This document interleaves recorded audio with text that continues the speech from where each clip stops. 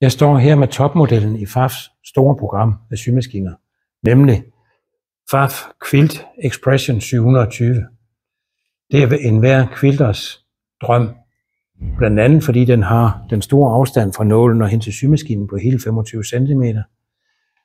Den har mulighed for at hæve og sænke trykfoden ved hjælp af knæet. Der er simpelthen en knæløfter, man kan montere. Når man ikke bruger den, så kan den gøre det elektrisk. Man hæver trykfoden ved at trykke på knappen her, trykfoden op, og sænker den igen ved at trykke på knappen. Og starter man en syning med trykfoden hævet, så sænker den automatisk trykfoden, inden den starter. Hvis man stopper med nålen ned i stoffet, hæver den automatisk trykfoden, så den er fri af stoffet, uanset hvor tykt det er, fordi den har en sensor, der måler stoffets tykkelse. Det samme gælder, hvis man syr frihåndsquilts.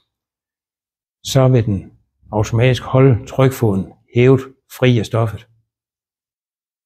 Derover så får man en symaskine med ikke mindre end 425 forskellige sømprogrammer. Der er simpelthen så mange, som man ikke kan vise et billede af dem op i låget, som man typisk gør. Men man kan se dem tydeligt inde i menusystemet, hvor alle sømmene er inddelt i hovedgrupper og undergrupper. Så det er dejligt nemt at finde den rigtige søm. Den kan sy sidelæns.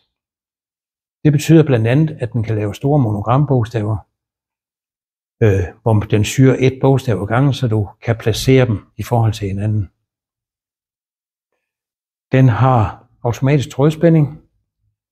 Den kan ikke mærke, hvad for en tråd du er kommet på, men den stiller selv trådspændingen efter en standardtråd i forhold til den søm, du vælger, så du altid har den korrekte trådspænding til sømmen. Hvis du har brug for at ændre trådspændingen, foregår det ude på skrivebordet, hvor du nemt ved hjælp af tryk på en knap kan ændre trådspændingen.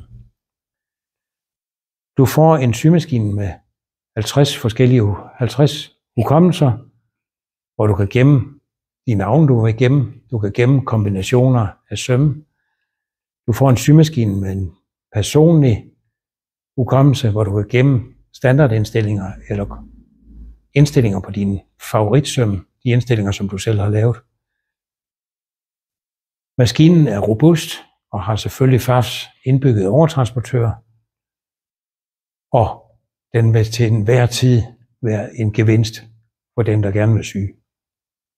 Du kan finde symaskinen inde på vores hjemmeside franktoyota.dk, og vi har den også udstillet og klar til at demonstrere i butikken.